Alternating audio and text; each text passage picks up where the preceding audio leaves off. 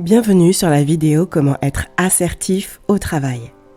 Si vous vous demandez ce que veut dire être assertif, eh bien, c'est la capacité à s'exprimer, à défendre ses droits, son opinion, sans empiéter sur ceux des autres. C'est une posture d'affirmation de soi dans un respect mutuel. Le concept a été défini pour la première fois par le psychologue new-yorkais Andrew Salter au milieu du XXe siècle. Il a ensuite été développé par le psychiatre américain Joseph Wolpe. Quand vous êtes assertif, vous faites preuve de discernement, vous comprenez ce qui se joue pour vous-même et pour votre interlocuteur. Vous n'êtes ni agressif, ni passif. Vous avez suffisamment confiance en vous pour afficher sereinement vos convictions. L'assertivité est synonyme d'écoute, de respect, d'affirmation de soi et de maîtrise de ses émotions. Elle rassemble les ingrédients d'une communication et pourquoi pas d'une relation apaisée. Concrètement, c'est quoi l'assertivité ?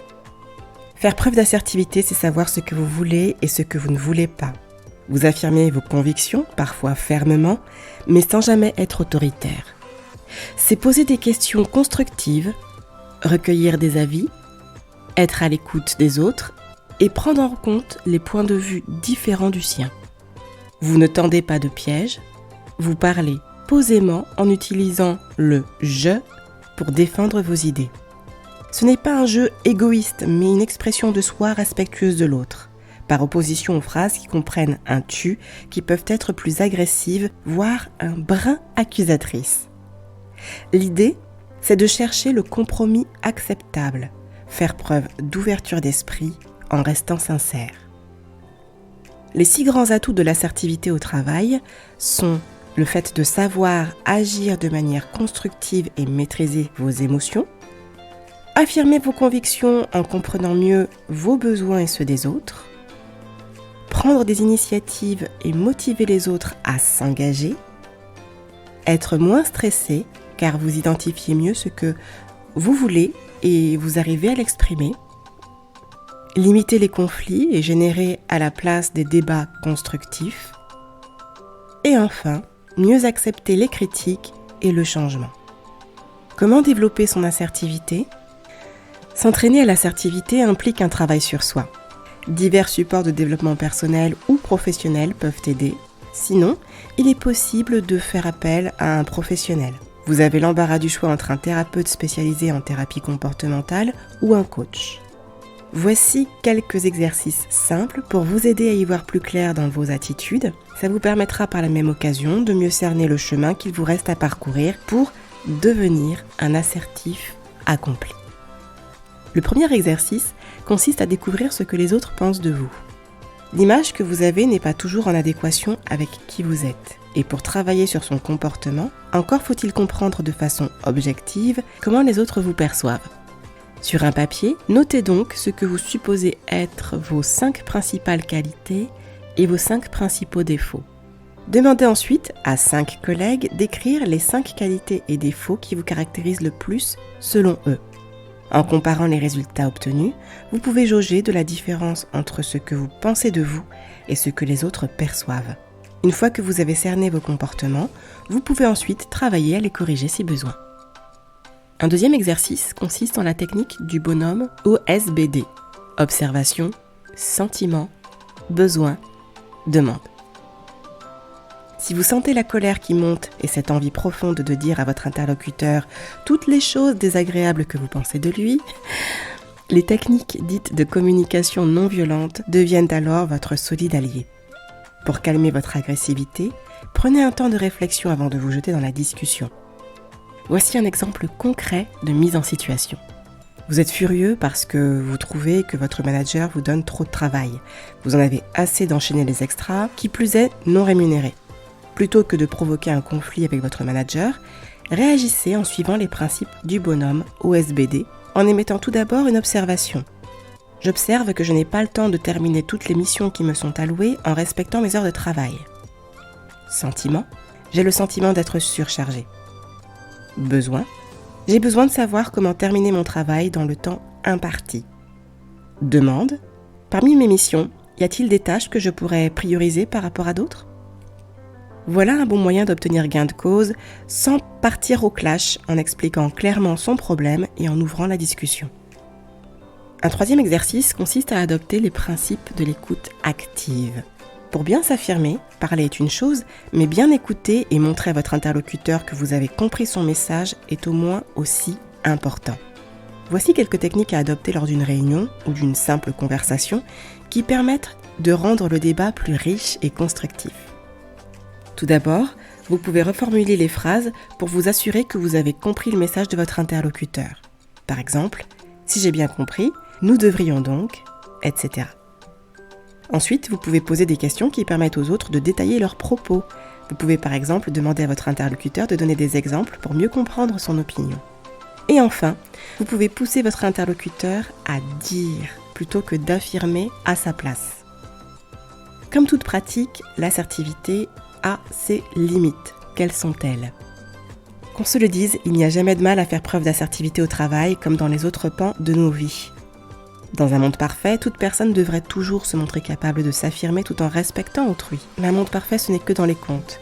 Et il y a des situations où, il faut bien l'admettre, l'assertivité paraît bien difficile à appliquer. Il y a des moments où le comportement le plus intelligent est de se taire, donc d'être passif. Dans d'autres cas, une pointe d'agressivité est nécessaire pour faire entendre sa voix. Quels sont ces moments ?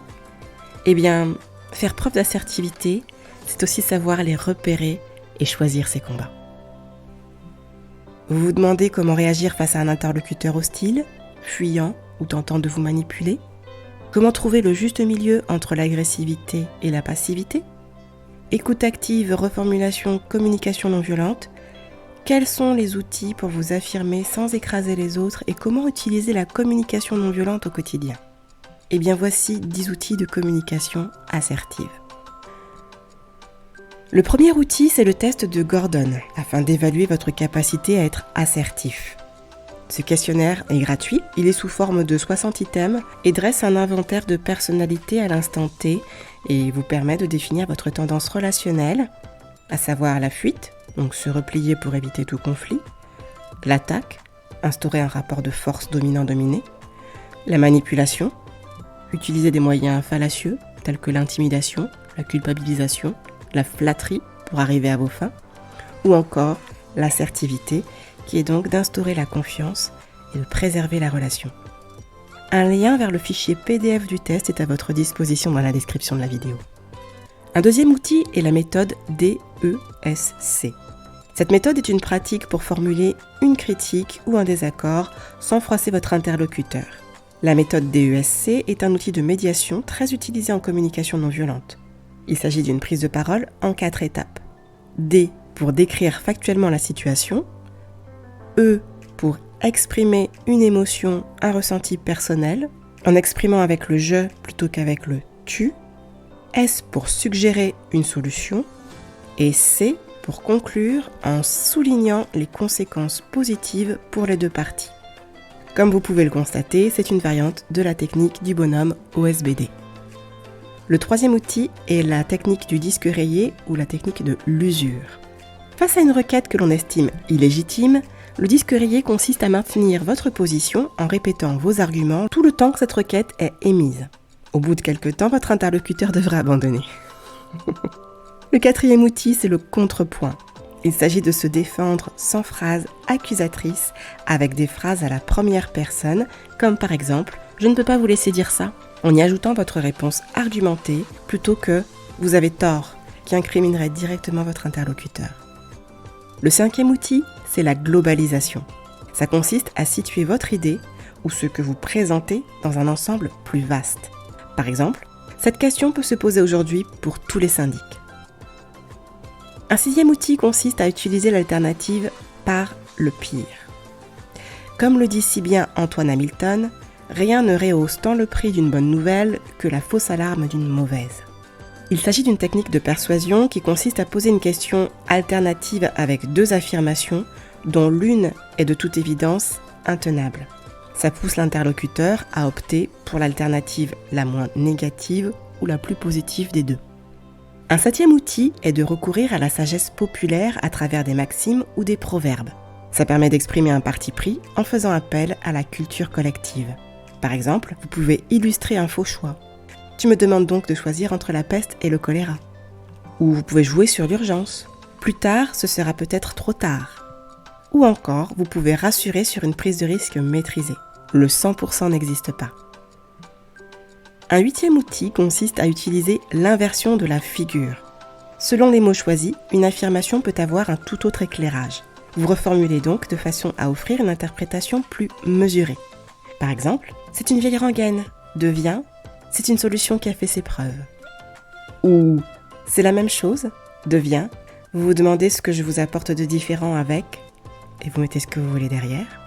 Ou encore je connais devient vous vous demandez ce que l'on peut encore dire sur nos services.